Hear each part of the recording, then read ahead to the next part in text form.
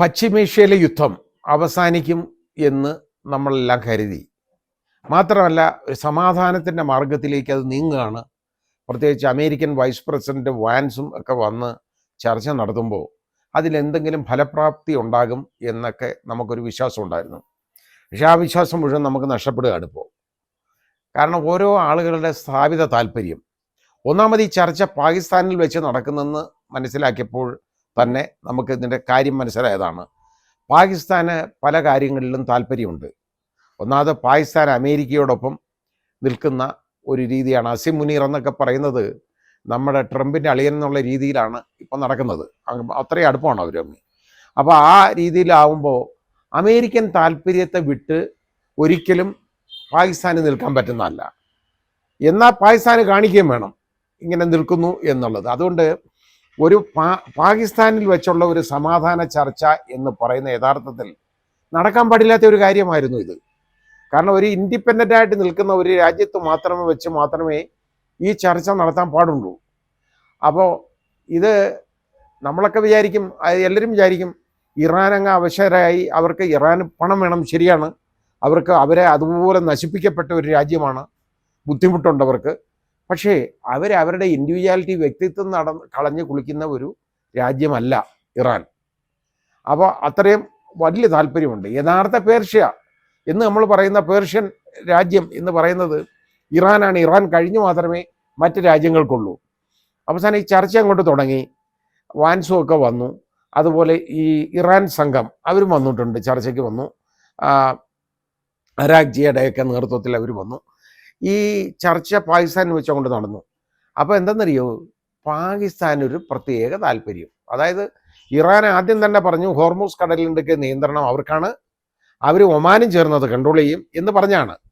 അപ്പോൾ പാകിസ്ഥാൻ പതുക്കെ, പാകിസ്ഥാനും സൗദി അറേബ്യയും കൂടെ ചേർന്ന് ഇറാനോടൊപ്പം ഇത് നിയന്ത്രിക്കുമെന്ന് എന്ന് പറഞ്ഞാൽ ഇത് അടിച്ചെടുക്കാനുള്ള മാർഗമാണ് ഈ നോക്കുന്നത്.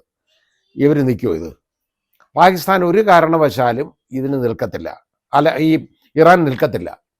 പാകിസ്ഥാൻ്റെ സ്ഥാപിത താല്പര്യമാണ് ഈ ഇതെല്ലാം ഈ പ്രശ്നം മുഴുവൻ വഷളാക്കിയത്. ഇല്ല, പൊന്നുരുക്കുന്നിടത്ത് പൂച്ചയ്ക്ക് എന്താ കാര്യം നമ്മൾ ചോദിക്കത്തില്ല എന്ന് പറഞ്ഞ പോലെ ഈ ഹോർമൂസ് കടലിടുക്ക് നിയന്ത്രിക്കുന്ന കാര്യത്തിൽ പാകിസ്ഥാൻ എന്താ കാര്യമുള്ളത്? അതിനകത്ത് പാകിസ്ഥാൻ എന്ത് റോളാ ഉള്ളത്? അപ്പോൾ അമേരിക്ക എന്ന് പറഞ്ഞു കഴിഞ്ഞാൽ അമേരിക്ക ലോക പോലീസാണ്. അവിടെ അമേരിക്ക ഇത് നിയന്ത്രിക്കാനൊക്കെ കപ്പലും ഒക്കെ കൊണ്ടുവന്ന്, യുദ്ധക്കപ്പലുകളൊക്കെ അവിടെ കൊണ്ടുവന്ന് ഇട്ടിട്ടുണ്ട്, ഒന്ന് നോക്കുന്നുണ്ട്. പിന്നെ ഇറാനെ ആക്രമിച്ച് ഒരുപാട് നാശം ഉണ്ടാക്കി അതുകൊണ്ട് അമേരിക്കയ്ക്ക് അതിനകത്ത് സാധ്യതയുണ്ടെന്ന് നമുക്ക് പറയാം. ഈ പാകിസ്ഥാൻ എന്താ ഉള്ളത് ഇതിനകത്ത്? ഒരു കാര്യവുമില്ല. പക്ഷേ അവർക്ക് ആ സമയത്ത് ഇത് കൈയിട്ട് വാരാനുള്ള ഒരു ശ്രമം നടത്തി. ആ ശ്രമത്തോടു കൂടിയാണ് യഥാർത്ഥത്തിൽ ഇത് ഈ ചർച്ച തന്നെ മുടങ്ങിയത്. ഇത് ഇറാൻ പറഞ്ഞു ഇതിനൊന്നും നിൽക്കാൻ ഒക്കത്തില്ല, ഒരു യാതൊരു കാര്യമില്ല, അതിനൊന്നും അവർ നിൽക്കത്തില്ല. ആ രീതിയിൽ ആ ചർച്ച മുടങ്ങിയിട്ട് വാൻസൊക്കെ ഇപ്പോൾ അമേരിക്കയിലേക്ക് മടങ്ങുകയാണ്. നമ്മുടെ ബാക്കിയുള്ള രാജ്യങ്ങളൊക്കെ നിരാശരായിട്ട് മാറി. കാരണം ഈ സംഘർഷം ഒന്ന് അവസാനിച്ചില്ലെങ്കിൽ ലോകത്തിന് തന്നെ വലിയ നാശമാണ്. ക്രൂഡ് ഓയിൽ വില കുറഞ്ഞുകൊണ്ടിരുന്ന വില ഇനിയിപ്പോൾ കുത്തനെ വീണ്ടും കൂടും. കാരണം ഏതാണ്ട് 240ഓളം കപ്പലുകളാണ് ഈ ഹോർമൂസ് കടലെടുക്ക് കടക്കാനാകാതെ കാത്തു കിടക്കുന്നത്. ഇന്ത്യയുടെ 24 കപ്പലുകൾ ഉണ്ടായിരുന്നു അവിടെ.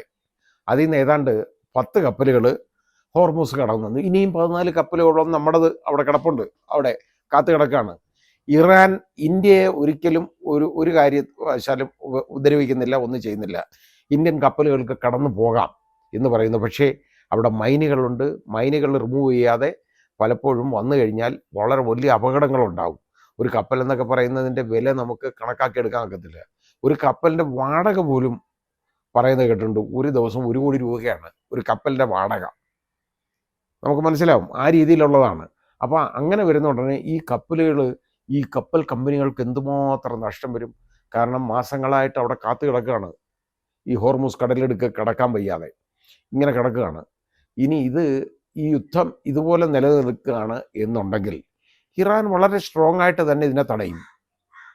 ആ രീതിയിലാണ് കാര്യങ്ങളുടെ പോക്ക്.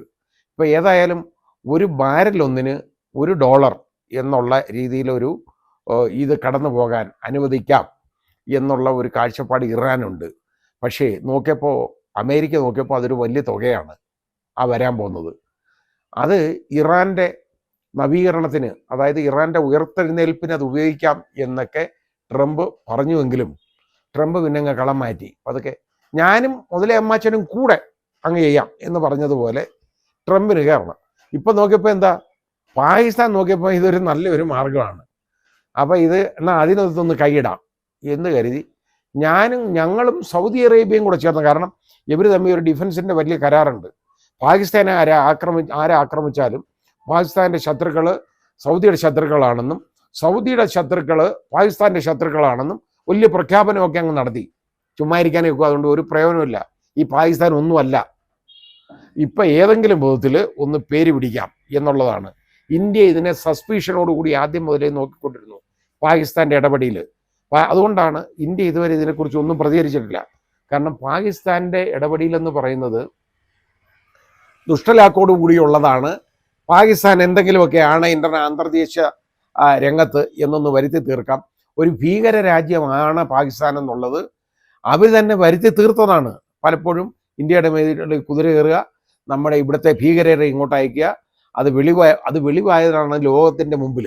ഇനി അതിൽ നിന്നൊക്കെ ഒന്ന് ഒരു നല്ല ഒരു ഇമേജ് ഉണ്ടാക്കിയെടുക്കാം എന്നുള്ള ഒരു രീതിയിലാണ് എന്നായിരുന്നു ഞാനും വിചാരിച്ചത് അതിനു വേണ്ടി ഇറങ്ങുന്നതെന്ന്. പക്ഷേ അതല്ല, ഇപ്പം നോക്കിയപ്പോൾ ഇത് കൈയിട്ട് വരാനും കൂടെ ഇറങ്ങുന്നത്, അല്ലാതെ വേറെ കാര്യമൊന്നുമല്ല, ഇത് തീർക്കാനൊന്നുമല്ല ഇവരിറങ്ങുന്നത്. ഏതായാലും ഇറാൻ പാകിസ്ഥാനോട് ബൈ പറഞ്ഞ് അവരെ പോക്കിന് പോയി. അവർ നമ്മൾ വിചാരിക്കും ട്രംപ് പറഞ്ഞു ഇറാൻ കീഴപേക്ഷിക്കുകയാണെന്ന് എങ്ങനെയെങ്കിലും നിർത്താൻ. നേരെ മറിച്ച് ഇറാൻ്റെ കാല് പിടിച്ചതാണ് ട്രംപ് എങ്ങനെയെങ്കിലും ഈ സീസ് ഫയർ. പക്ഷേ സീസ് ഫയറിന് വ്യത്യാസമൊന്നും വന്നിട്ടില്ല. ഇനിയും ചർച്ച തുടരും എന്നുള്ള ഒരു പ്രഖ്യാപനം വന്നിട്ടുണ്ട്. അത് നമുക്ക് കുറച്ചുകൂടെ ഒരു ആശ്വാസം നമുക്ക് തരുന്നതാണ്, കുറച്ച് ആശ്വാസം തരുന്നതാണ്. പക്ഷേ ഈ പാകിസ്ഥാനെയൊക്കെ ഈ വേദിയിൽ നിന്ന് മാറ്റി നിർത്തിയില്ലെങ്കിൽ ഈ ചർച്ച കൊണ്ട് ഈ ചർച്ച ഒരു ഫലപ്രാപ്തിയിലും എത്തത്തില്ല. കാരണം പാകിസ്ഥാൻ ഒന്നുമല്ല ഇതിനകത്ത്, അവരെ കൊണ്ട് അതിന് കൊള്ളത്തില്ല. അവന്മാർ ഏതെങ്കിലും വിധത്തിൽ ഈ കലക്കവെള്ളത്തിൽ മീൻ പിടിക്കാൻ വേണ്ടി ചെയ്യുന്ന പണിയാണ് ഇതിനകത്ത് കയറി ഇടപെടുന്നത്, അല്ലാതെ ഒന്നുമല്ല. മാത്രമല്ല അമേരിക്കയ്ക്ക് വേണ്ടി മാത്രമുള്ള ഒരു സ്പോക്സ് പേഴ്സണായിട്ടുള്ള ഒരാൾ ഇറാനുമായിട്ട് ചർച്ച നടത്തി കഴിഞ്ഞാൽ ഇൻഡിപെൻഡൻസ് ഇല്ലാത്ത ഒരു ചർച്ചയ്ക്ക് അവർ വരുമോ? ഇനി ഇല്ല. ഇറാനും വരരുത് പാകിസ്ഥാനിൽ. കാരണം പാകിസ്ഥാൻ്റെ നേതൃത്വത്തിൽ ഒരു ചർച്ചയും ഇത് ഫലം കാണുന്നതല്ല എന്നുള്ളത് തിരിച്ചറിയണം. അതല്ലാതെ ഈ എത്രയും പെട്ടെന്ന് ഇതെങ്ങനെയെങ്കിലും ഒന്ന് നിന്ന് കിട്ടിയാൽ മതി എന്നുള്ള ആഗ്രഹമാണ് എല്ലാവർക്കും ഉള്ളത്. അങ്ങനെ ആയിരിക്കട്ടെ.